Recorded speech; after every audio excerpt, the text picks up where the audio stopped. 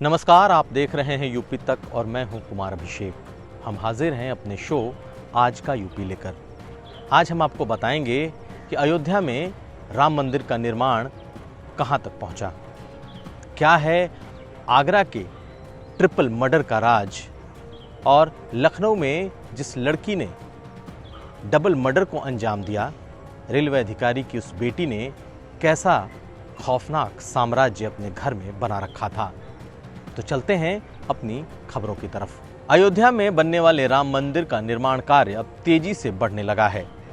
राम जन्मभूमि तीर्थ क्षेत्र ट्रस्ट ने अयोध्या विकास प्राधिकरण को राम जन्मभूमि का नक्शा सौंपा है। इस पूरे नक्शे में एक नक्शा मंदिर निर्माण का है और जबकि 70 एकड़ में बनने वाले दूसरे लेआउट का भी नक्शा सौंपा गया है। अयोध्या विकास प्राधिकरण अगले 4 दिनों के भीतर इस नक्शे को स्वीकृत कर देगा, यानी कि एक तरफ मंदिर निर्माण होता रहेगा, दूसरी तरफ पूरे 70 एकड़ में मंदिर कैसा हो इसकी भी तैयारी चलती रहेगी। L&T ने अपनी तैयारी पूरी कर ली है। L&T वो संस्था है जो इस मंदिर को बना रही है। बड़ी बड़ी मशीनें अयोध्या पहुंचने लगी हैं। आपको बता दें कि अयोध्या में इस मंदिर निर्माण को लेकर तमाम लोगों की नज़रें इस वक्त टिकी हुई हैं। इस मंदिर के अलावा पूरे अयोध्या में 7 जगहों पर श्री राम की बड़ी मूर्तियां लगाने का प्रस्ताव है। साथ साथ अमावा मंदिर के संरक्षक ने 1 सितंबर से श्री राम मंदिर में अखंड दीप जलाने का ऐलान किया है, यानी कि अखंड दीप अब राम मंदिर में जलता हुआ दिखाई देगा और ये दीप कर्नाटक के मिल्क फेडरेशन से आने वाले शुद्ध घी के दिए से जलेगा। कुल मिलाकर अयोध्या में इस वक्त राम जन्मभूमि की तैयारी जोरों पर है और अगले 1 सप्ताह के भीतर निर्माण कार्य तेजी से शुरू हो जाएगा। चलते हैं हम अपनी अगली खबर की तरफ। सरकार भले ही उत्तर प्रदेश में कानून व्यवस्था के कंट्रोल में होने का दावा कर रही हो, लेकिन एक के बाद एक हो रही हत्याएं सरकार के लिए सरदर्द बनी हुई हैं। आगरा में आज एक ट्रिपल मर्डर से सनसनी फैल गई। इस ट्रिपल मर्डर में पति, पत्नी और बेटे को मारकर उसे बाकायदा जला दिया गया। इस पूरी घटना में इन तीनों लोगों के हाथ पांव बंधे हुए मिले हैं और साथ साथ शरीर पर चोट का भी निशान है। आगरा का ये छोटा मोटा कारोबारी परिवार था जिसके 3 सदस्यों की हत्या कर दी गई है। लेकिन आश्चर्यजनक बात यह है कि इस हत्या के पीछे कौन था, किसने इसे अंजाम दिया और क्या इसकी वजह थी, ये पुलिस को अभी तक पता नहीं चल पाया है। लेकिन जिस विभत्स तरीके से हाथ पांव बांधकर मर्डर करने के बाद जलाया गया है, इसने रोंगटे खड़े कर दिए हैं। अब देखना यह है कि इतने घंटे गुजर जाने के बाद भी इस मामले में कोई ब्रेक थ्रू मिलता है या नहीं। चलते हैं अपनी अगली खबर की तरफ। लखनऊ में 2 दिन पहले एक रेल अधिकारी के सरकारी क्वार्टर में एक डबल मर्डर हुआ, जिसे उस अधिकारी की बेटी ने अंजाम दिया था और मां और बेटे को गोलियों से भून दिया था। इस मर्डर के बाद एक खौफनाक कहानी निकलकर सामने आ रही है। दरअसल वो लड़की हेलुसिनेशन नाम की एक बीमारी से पीड़ित थी और खुद को भूत प्रेत के साम्राज्य में रख रही थी।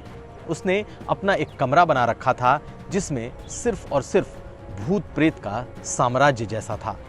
कमरे में खोपड़ी रखी थी, खोपड़ी के पीछे एक लड़की की तस्वीर दिखाई देती थी।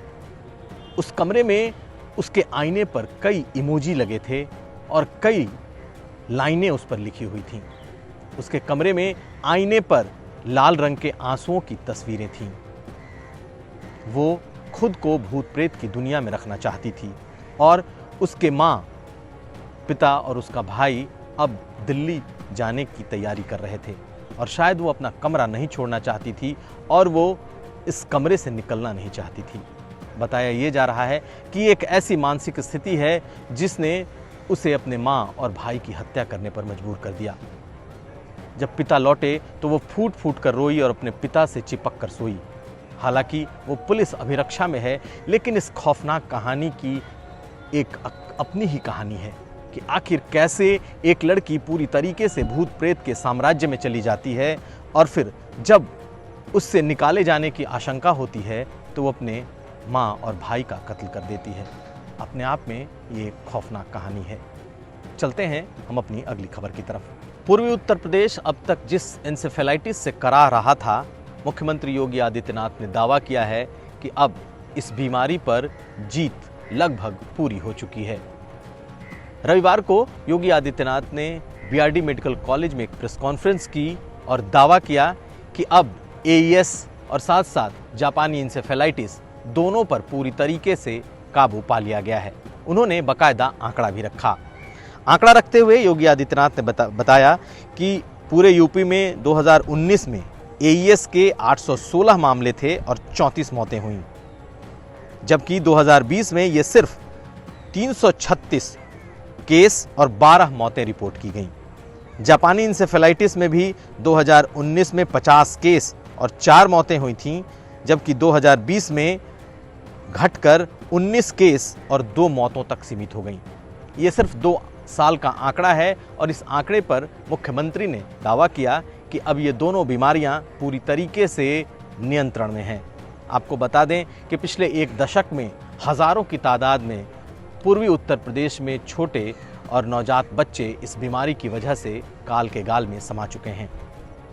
चलते हैं हम अपनी अगली खबर की तरफ। उत्तर प्रदेश में हाई स्कूल और इंटरमीडिएट के टॉपरों के अच्छे दिन दिख रहे हैं।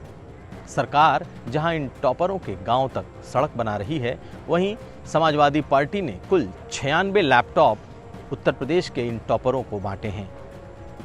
49 हाई स्कूल के और 47 इंटरमीडिएट के टॉपरों को समाजवादी पार्टी ने लैपटॉप बांटा है। और साथ साथ अखिलेश यादव ने सरकार से मांग की है कि सरकार भी टॉपर बच्चों को न सिर्फ लैपटॉप दे, बल्कि उनके लिए वाईफाई और कनेक्टिविटी का भी इंतज़ाम करे। ये टॉपर्स के लिए अच्छे दिन जैसा है। चलते हैं अगली खबर की तरफ। जौनपुर में आज मुहर्रम के ताजिए को दफनाने को लेकर एक झड़प हुई।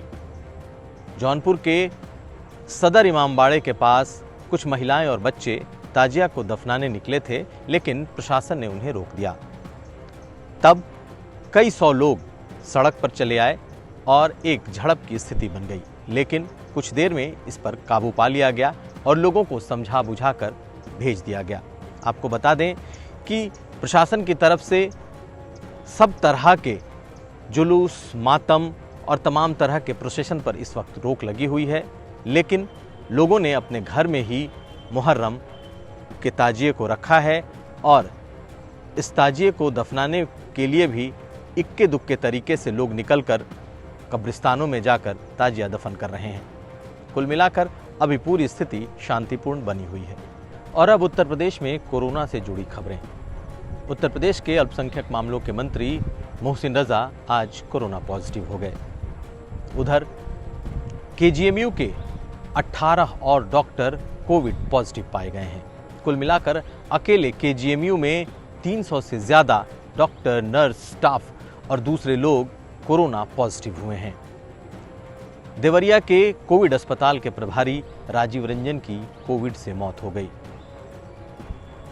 अब हम आपको बताते हैं कि क्या कहता है आज का यूपी का कोरोना मीटर। तो जान लीजिए क्या है उत्तर प्रदेश का कोरोना मीटर, यानी कि कितने लोग कोरोना से आज संक्रमित हुए, कितने ठीक हुए, कितनी मौतें हुई। तो आज उत्तर प्रदेश में 5061 लोग कोरोना पॉजिटिव हुए, जबकि 4597 लोग आज कोरोना से ठीक होकर नेगेटिव हो गए।